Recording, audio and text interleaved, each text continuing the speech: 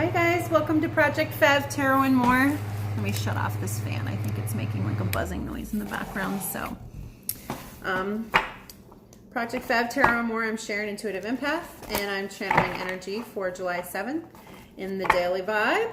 Okay, so I was feeling a sense of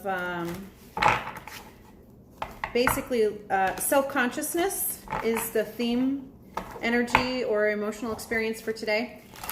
Insecurity is coming up, second guessing. I feel like there's a lot of analysis going on in the head space, not as much connecting with the heart space. I sense that there's probably specific reasons for that. That's going to be more individual or unique to your particular case. But it's causing a kind of paralysis in the masculine motility. Okay, so the action-oriented energy, okay, is being stagnated, or procrastination is setting in. Not necessarily the type of procrastination that happens because of retrograde planets, which is a holding pattern so that you can spend more time kind of researching or nurturing the truth or becoming aware or enlightened to it, but the kind of shadow kind of energy. I just pick up like it's shadow energy today, predominantly shadow energy. Okay, so it's a little bit of a lower vibe day. Communication has come out, so we'll figure out what that's all about. Lack of communication if it's shadow energy that we're getting. Spirit, which one?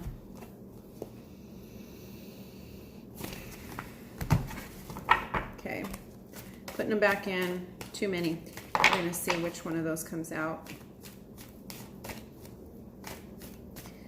Again, if and at all. So I do feel like, ooh, tantric journey. I'm going to say that that's shown itself, but it hasn't really necessarily divulged itself as a predominant energy. So let's get one more card, I feel there is for us as far as the trend here.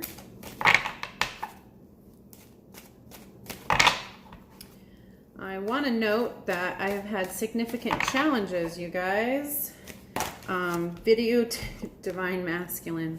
And I was just going to say this, okay? I've had significant challenges trying to get the last 3 days messages out to you. The video has been cut short, or there's been issues with the camera. Okay, so Mercury placements in my chart are pretty strong.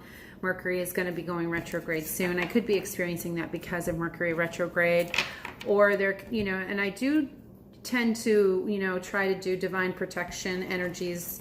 However, I do believe that there are some type of malfeasant energies trying to prevent the messages from coming through necessarily, not that are attached to me per se, but are definitely affecting what's going on here. So if you guys could send some positive vibes my way, not necessarily for myself, but for the benefit of those who need to hear the message, because it's obviously an important message, or it wouldn't be interfered with, you know. Someone needs to hear it. And if it's only one of you, that could be still very impactful, how that multiplies from one of you to many. So divine masculine energy, the reason why I bring this up is because I was going to say the cards that have come out before when I did this reading and it got interrupted, and it literally did not record the video so that I could upload it to YouTube. There was some significant issue.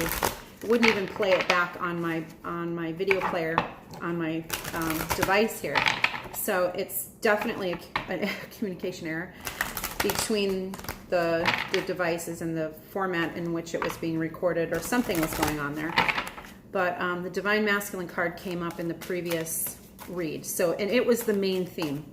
Okay, so I do feel like the divine masculine energy, or the masculine energy in essence, is what's being shadowed or distorted in its activation, because there's in essence an idealism that's being patience has shown its energy but hasn't released itself from the deck fully, so we're going to take that as a subtle kind of influencer with patience. But back to what I was saying about the divine masculine distortion, is there's a sense of idealism in this way that that masculine energy is trying to kind of manifest. It's important. Okay, so happiness definitely came out as a theme of energy. Happiness is my nickname. Perseverance has come out. Okay, so patience, perseverance, happiness. And I feel like there's at least one more card in this deck. So even though we're low vibrational shadow introspective energies, there's a bit of frustration with how it's not manifesting the way that we want it to. It's not turning out the way that we want it to. So there's a sense of that inner dialogue and inner communication where we're contemplating giving up, contemplating sabotage. Okay, but this is a journey, you guys. Service. Okay.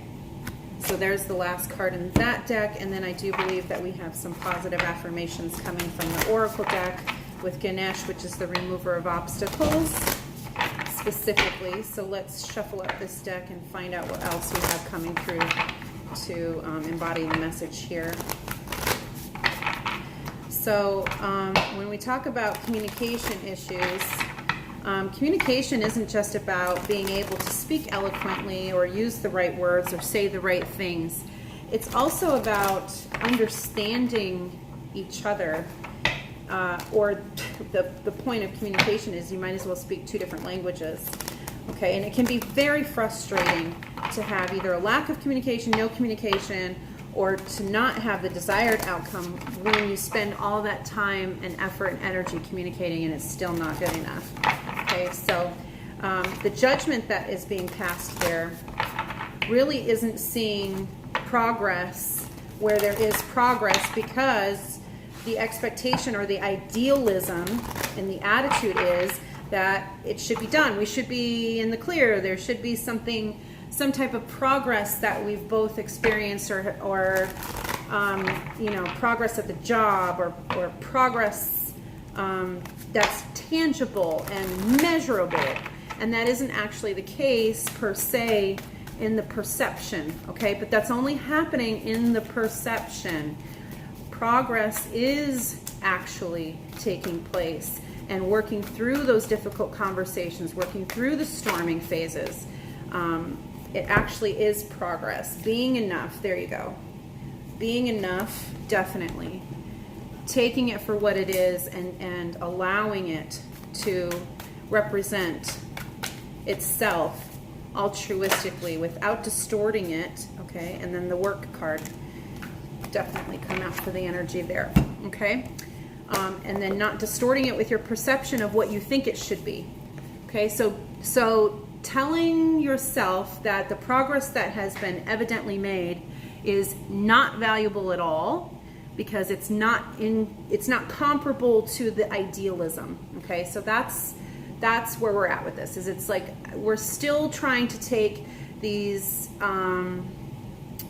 imaginary, illusionary things, okay? So all of these options, the things that we have created in our dream state and imagination, our dreams, our desires, all of these things, okay, we have to funnel these things down through our choices, which activate these options. So they're all options, they're all potential, they're all possibilities, okay? Every single one of them, absolutely a possibility to create and manifest into your life, into your reality, into the linear space. But not all of them at the same time. They kind of have to funnel down, and they have to channel through the inner chakra system, okay? And we have to work on them, focusing our energy on them until we achieve and manifest the desired outcome. Now, when we talk about desired outcome, I think a lot of times the distortion of the desire, the definition of the desire, is that we get to specifically refine every single bit of the process. And when you're working with cooperatively spirit and source, there are aspects of those universal truths and laws that you just have to accept. Gravity is a very tangible, evident law, okay, that we can all apply to ourselves because we need it. Without it, we'd be floating around in space. And of course, wouldn't have life as we know it on this planet without gravitational energy keeping us a hold to it. So we have to learn, essentially, to live within the confines of those laws. Can we manipulate those laws? Sure, we fly in planes, okay?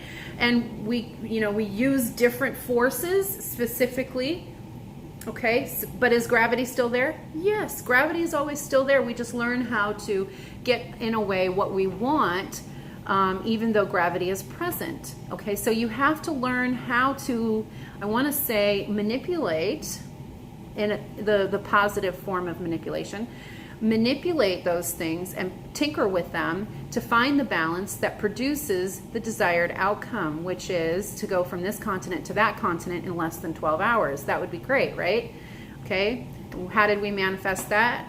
Flight became very relevant, and it is something that we all benefit from in today's paradigm, okay? So we have to shift our consciousness to accept the new scientific discovery and the development of that technology. And as we evolve forward in that regard, psychologically and intellectually, we have to assimilate the new technologies into our core belief system because they're real, they're tangible, they're evident, it's kind of like some of the elderly generation that doesn't value texting. My generation doesn't value important conversations via text message. Okay, I'm finding that the younger generation doesn't mind having an argument or talking about very intense issues in a relationship via text message. My generation, that's unacceptable, you guys. We get on the phone at the very least. And then in my parents' generation, you didn't talk about that kind of stuff on the phone. You met face to face. Like, that was what was respectful and expected of you in the social construct of things. So we've shifted into a paradigm now over the course of 60, 70 years where text messaging through arguments is a completely acceptable modality. I don't find that the result of texting those kinds of conversations is actually producing what I would consider positive results. It takes a lot more time to work those issues out via text message. I think there's a lot more space and room for us to get frustrated, annoyed, bored, disinterested, detached, because it's not a person that you're dealing with, it's a machine, right? Okay, and then that machine vibrates at a very low frequency. So the more you interact with the technology, the lower your vibrational frequency drops, and the less able you are to actually speak your truth and interact with the connectivity in the relationship. So the connection in the relationship, albeit strong and capable, gets tossed by the wayside because you're more interacting with the device and the technology, which is low vibrational, versus the person, which wouldn't necessarily reflect that low of a vibration even in the conversation. And then there's a lot to be said for what can be exchanged with body language, and simple connection like touch. Human touch creates a very tangible connection, and it's instant. Okay, it's instant, that kind of connection that you would have to normally work really hard via text to create. You can create by touching your partner physically with the right energy between the two of you.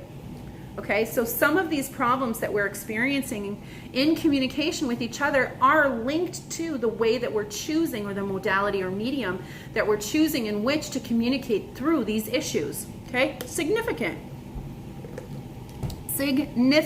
So take that all into consideration, that technology has made a lot of things easier, simpler, has made a lot of aspects of communication very simplified, very streamlined. However, when you're talking about intense emotional issues in a relationship, I'm sorry to say, bad way to go. Bad way to go. And I don't think that I'll change my mind on that in the new paradigm either. I do think that face-to-face discussion, if possible and plausible, should always be the preference. I think that we treat each other with a great more deal of respect when we're face-to-face with a person, and there are ways that we would never behave, face-to-face with another human being that we allow ourselves to get away with via technology, that actually create worse communication issues than what were originally meant to discuss, or were really the problem there. So let's talk about the tantric journey for a minute. The frequency of tantric journey helps us to unlock the hidden knowledge and wisdom that we intrinsically hold about how to reach a state of wholeness and completion through our central experiences with ourselves and with another. Okay, so this is a form of communication. And I was just talking about physical touch, and divine masculine energy really requires this. Okay, so in my estimation or my experience, I have found that men are wired more, and I'm going to say wired more, because of the way that they've been conditioned in the way that we've brought them up. They've been either hardwired in their brain and in their development to really respond more to physical touch. Okay, and that is why sex is so relevant and important to men in relationships, because it's physical connection.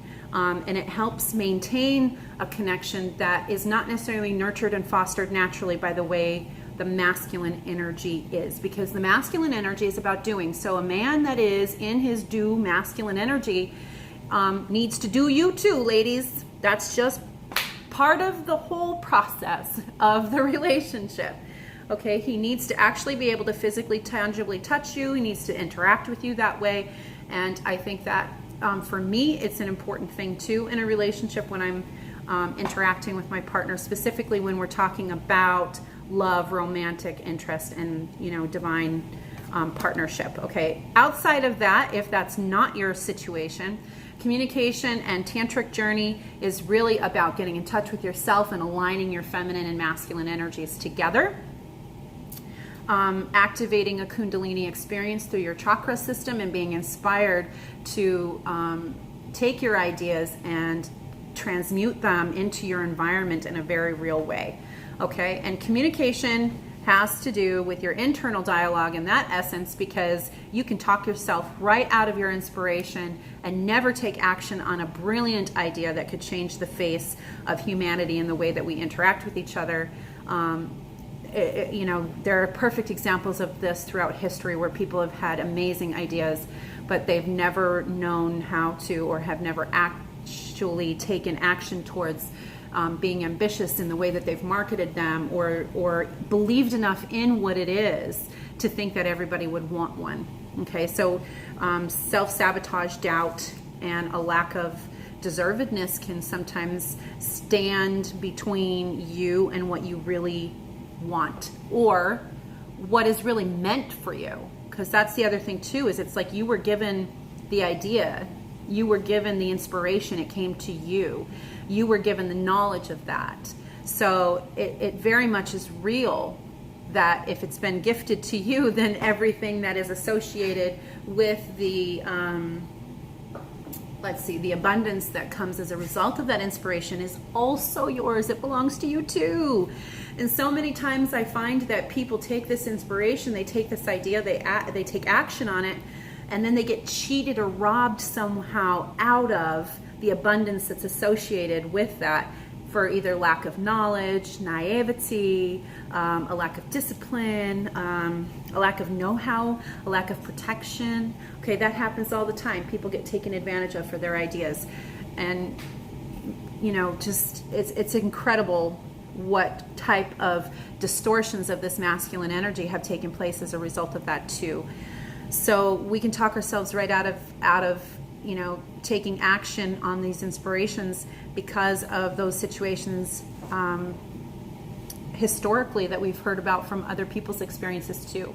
Talk ourselves right out of our own success, losing confidence and faith in it too, particularly because of how much work we've had to put into other situations that didn't render that abundance. Okay, but patience and perseverance are here. They're on the table. They're represented energies, which means we're meant to focus on what we're doing because there is a divine purpose in that, and that is about your service.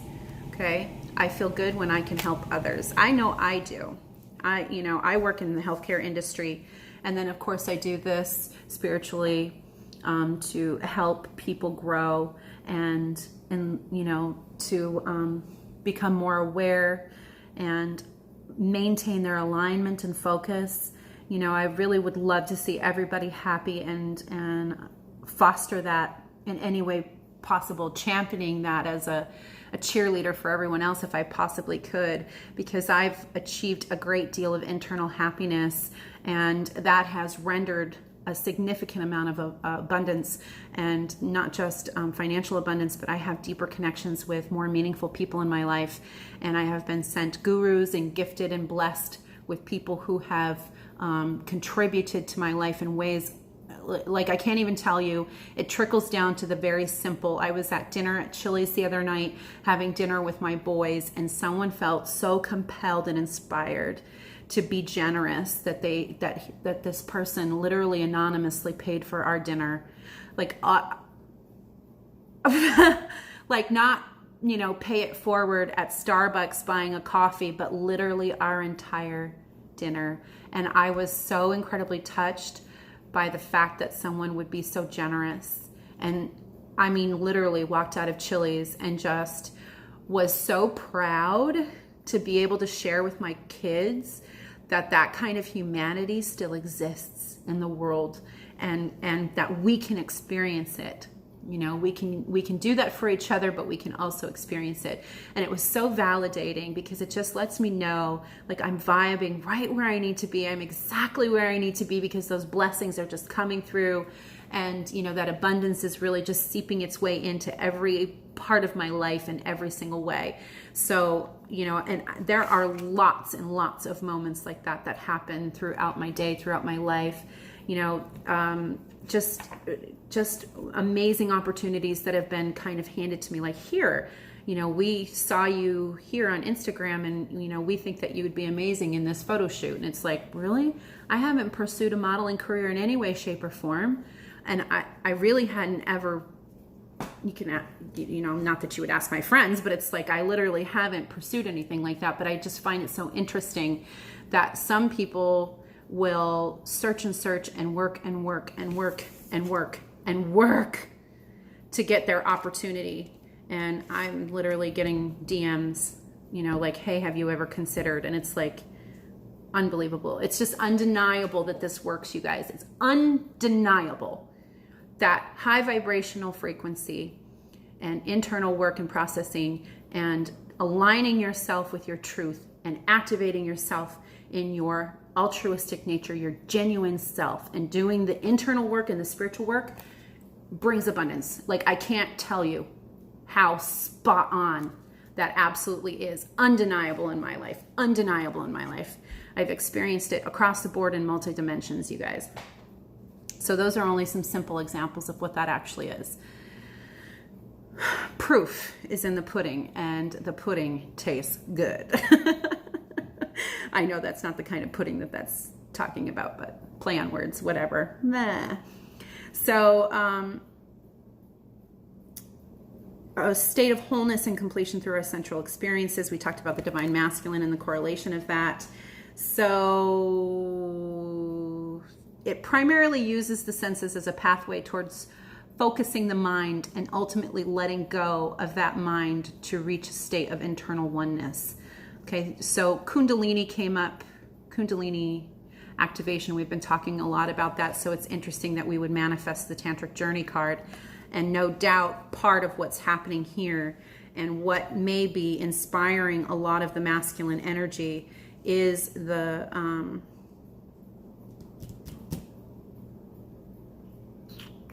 corporeal nature of sex, or the Kundalini activation that isn't really paid attention to. Sacred sex, I guess, is what you could call it.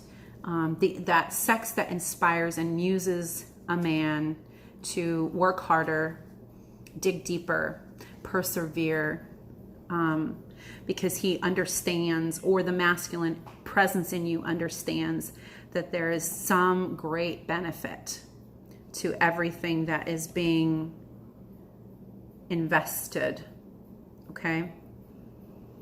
Particularly because the shadow aspect of the divine masculine, or the masculine energy, is questioning value and defining value. Okay, this is why we say it's a man's world, because masculine energy really defines value. Concept of money masculine concept. We need to apply a value to everything so we know what's fair in trade. We can represent what's fair for, across the board, creating concepts like money, so that we can all, conduct business with one another and create this world to live in. So being enough is always a question that men have. Am I enough? They literally scale themselves, 1 to 10 or 0 to 10 for how they look, how they dress, how they act, how a woman looks, their, perspective ratio to that woman and what league they're in. I mean, they literally categorize and have a box for everything and everyone. And, I find this conceptually hard to grasp because as a more feminine essence, I just don't even put people into categories like that. I struggle to even fathom what number I would be. What? Like what? I don't even understand what you're just talking about right now. Like, where would I start out? Like, just looks alone, I'm a 4, and then you take like, I'm smart, and that makes me a 5, and then I'm ambitious, that makes me a 6. But I don't have a perfect body, I have imperfections, so then you got to knock off points. And I just think like, oh Lord, that is work. That is some work right there. But I can guarantee you that really what you're putting a number on is your happiness and your ability to fulfill that happiness. So feeling like you're a low number definitely doesn't mean that anybody would strive for anything more. It just means that that's categorically where you're willing to accept that you're at. And it's very limiting, very self-limiting. And I cannot subscribe to that thinking, you guys. I really can't. So being enough, the innermost heart says you are enough. Nowhere to go, nothing to get, nothing to change, no need to grow more deserving. You are love. And that's how I feel. Like that's that resonates with me. That's my truth, is I'm already enough. If I never changed anything, I would be enough. Of course, my desire is to continue to grow because change is a part of that. And I want that growth to reflect something positive and forward focused. And I do activate with intent through my own cycle of energy generation into my auric space, the qualitative best that I can produce and what I'm capable of, and then always learning how to improve that. That's my ambition. That's my internal ambition, is improving that process for myself. And that's the activation of my masculinity. It's still feminine in its nature because it's spiritual and all-inclusive, and the inner dialogue for myself and my self-worth and my self-acceptance has transformed entirely because of work, perseverance, patience, and a sense of service to myself. Understanding that I am worth it. I'm worth it putting in that time, effort, and energy into myself. So let's talk about this frequency. The frequency of divine masculine supports our strong, focused, and active side, allowing it to express itself while helping us to bring our dreams and ideas into form with kindness and wisdom. Okay, so this is about balance and connectivity in emotion as well as intellect. Okay, so in order to really achieve the tantric journey or the tantric experience within the divine masculine, there has to be the feminine energy. Has to be either aligned within yourself or the connection of masculine and feminine energies to create that as well. And I do think that that's interlinked with happiness. For some of us, we're talking about divine counterpart union. A lot of people are moving into twin flame union and working into the purpose and service to the collective as they unionize themselves with each other. Okay. Happiness I am aware that being happy means that I am on the right path. Not that being miserable means that you're on the wrong path, but sometimes purging the misery that exists and that is stored within your pain body, which is the reservoir of all the experiences that you have not reconciled to your truth. Okay, so these experiences have been collected and stored in the pain body because whatever attachment that you've associated to them definitively is not your truth, the absolute truth. It doesn't represent who you are. It's either been perceived in a means to create overprotection, to fortify the ego, to create an illusion or a false sense of self that we project into our reality that interacts with other people. Again, another layer of protection. Okay, but it's not our true authentic self. It doesn't represent our genuinity and our truth. It doesn't represent who we actually are. And in essence, it needs to come back through that cycle to be reconciled so it can be purged and released. So the more dense and the more experiences that you have not correctly or within alignment of your truth have not correctly reconciled, and I use the word correctly very loosely because it's not that you're wrong or right. It's that according to your truth, and this is very individual, very singularly to you, very unique to your journey, whatever you have not reconciled against your absolute truth cannot be released. It will persist. Okay, and it will cycle back through, and you will be given another opportunity. It will show itself to you, and that's your new opportunity in the new paradigm to go, okay, this has come up for me to reconcile now in either new wisdom. Okay, so either I have the discernment to look and view this situation with love and forgiveness for myself in the situation, or I'm going to continue to judge.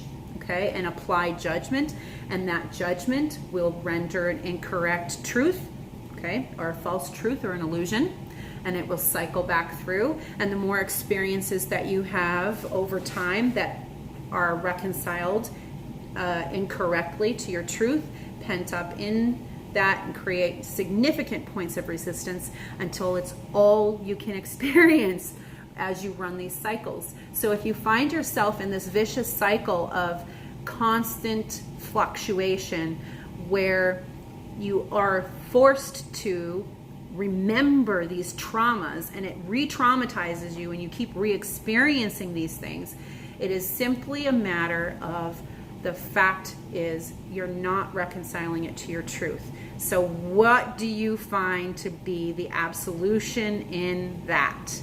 If you want to reconcile all of the pain body, purge and release and heal, you have to align with your truth. Okay? You have to align with your truth. You have to align with your truth. And you have to live it. You have to live in it. And it doesn't matter if mom and dad from 1950s Ozzie and Harriet world don't approve. I'm sorry, my body language was a little bit resentful there, but it's like it just doesn't matter if mom and dad and their core values aren't reflected in your behaviors. I've sometimes had very clear-cut conversations with my parents where it's like, you know what, mom, dad, I understand what you guys valued, and that fit in 1950s, 60s, and 70s, that fit that paradigm. But for me, in the current situation, in the current energy, in the current very present now, that paradigm doesn't exist like that. You don't just pick a partner and settle into an okay relationship, okay? And I'm not going to do that. So if it's not my soulmate divine partnership, then it's nothing. Essentially, that's what it is. And I'm okay with that. I'm not dissatisfied. I don't think that being single or being alone selectively contributes to any kind of misery for myself. But I think of it in terms of being in a partnership or relationship that is not designed for me causes misery, and significant misery. It requires a lot of effort, work, energy expended into the relationship to make it function. It's not even a great relationship, but just to make it function, to make it functional on a day-to-day basis takes so much effort and energy. And I just feel like that's effort and energy that I could best be putting someplace more helpful and certainly more beneficial for myself and others, rather than just focusing on the problems in a relationship and trying to fix the problems.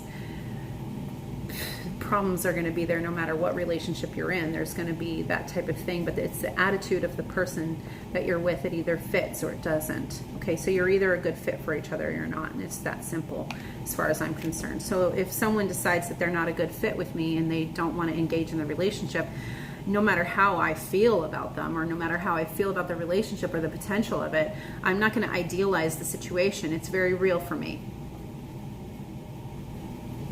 You don't want to be a part of this? I respect your choice. That's fine. It absolutely is okay with me. If you want to persevere with patience and figure out, you know, what our connection is or what it can do or produce, I'm listening. Let's talk.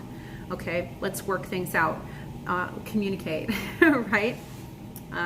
Or activate ourselves in creating something bigger than us, you know, an empire, if you will. And not that I, you know, believe in calling myself a queen or a king or an emperor or empress or whatever.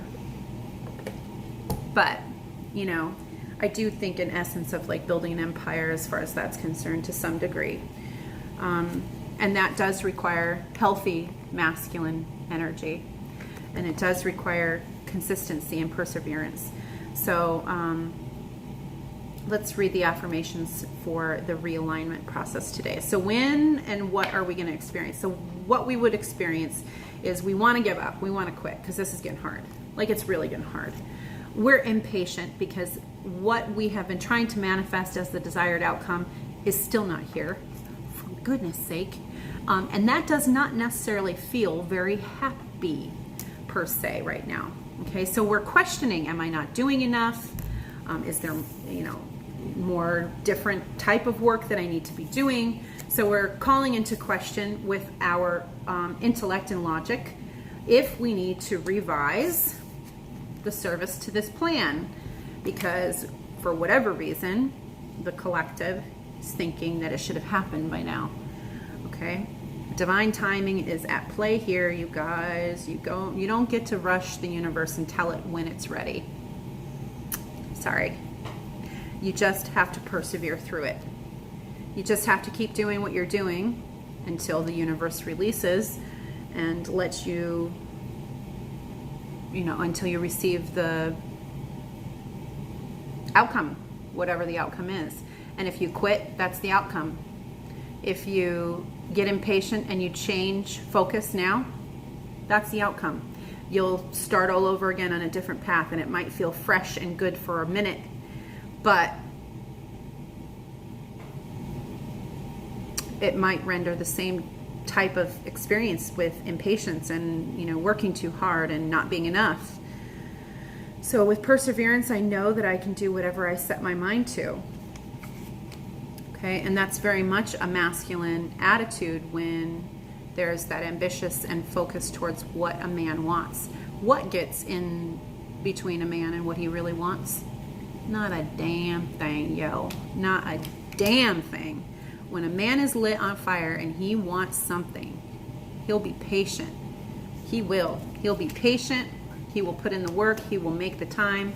He will do whatever is necessary. That's the masculine energy. Whatever it takes. So if you have a masculine in your life and they're not doing whatever it takes, they're not trying to manifest something with you. Okay? That's key element there. Excuses is another, justifications is another evidentiary something or other that's, you know, not going accordingly to the desired outcome of union. However, the space is there. Space is definitely there for him to express himself in the relationship that way too, because that's an opportunity for him to learn, you know, that if I do XYZ, then ABC will be the outcome. So the areas of misalignment are going to be all of those negative shadow experiences or distorted masculinity, which is going to be the desire or the feeling to default back into overprotection or pride. Pride is a distortion of the masculine energy, where we project things are going better than they really are, or that we are entitled to something as a result of our efforts or energies from the past. So the distorted masculine, the distorted tantric sacred sex, distorted sex, okay?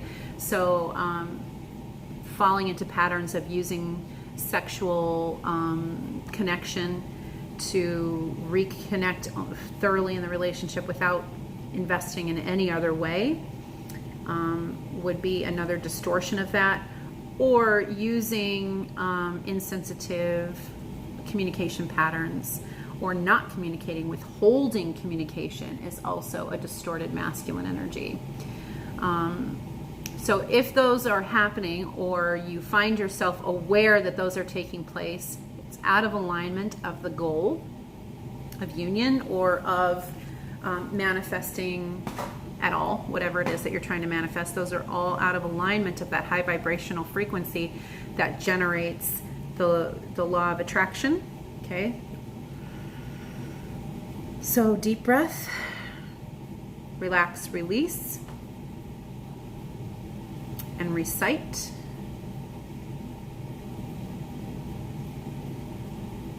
Where is the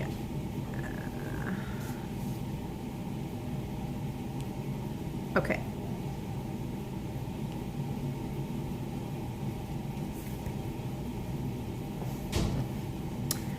Okay, that's what it is. Here it is. Sorry.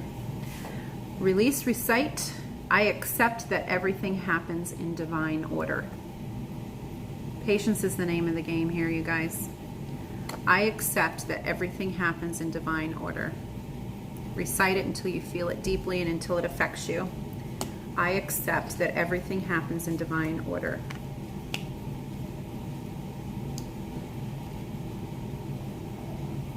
I'm just checking to see if there's any other messages here. I think that we've pretty much overspoken because we're at 42 minutes for the daily vibe, and that is a very, very long message for a daily vibe. That's what came through, you guys. I'm not going to judge it. It is what it is. If you watched all of it, great. If you didn't, great. Get of it what you can. I appreciate that you guys are here. Welcome back, Sebbies. Welcome, newbies. Thank you guys for tuning in. As always, click like and subscribe. Help the message circulate. Oh, you guys, I wanted to reach out to you guys too because I want to try to do live events, question and answer sessions and things like that. But I can't go live until I have 1,000 subscribers. So if you guys could subscribe to the channel and let's go towards 1,000 so that we can do live events, I would really appreciate it. Thank you so much. And as always, namaste.